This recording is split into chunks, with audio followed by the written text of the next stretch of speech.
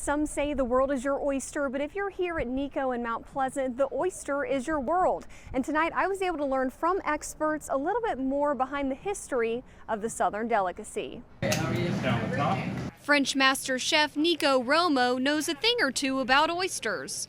People always ask me, it's like, well, French is not, they don't have oyster bars. I'm like, yes, they do. We stopped farming oyster a lot longer before we even started in America. So oyster is a big part of the culinary industry in France. Before opening the restaurant, he took a road trip up the East Coast to curate their selection of oysters. And that's how the oyster class kind of came around to that.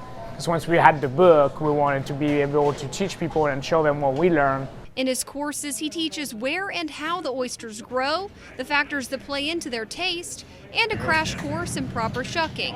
However, Master Shucker Bella makes it look easy. She also has multiple state and national titles for oyster shucking. I had to try it myself, and it's definitely harder than it looks. After the shucking, it's time for a taste test. Chef Nico believes the best way to eat an oyster is straight up. I mean, you don't really eat it with anything during the class. You really get to try every single oysters, and you get to understand the region of all of them.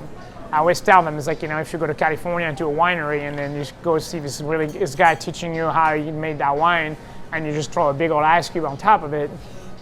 If you want to see the full video where Bella teaches me how to properly shuck an oyster and see the full story, you'll have to head to our website, counton2.com. In Mount Pleasant, I'm Katie Turner, Count on 2.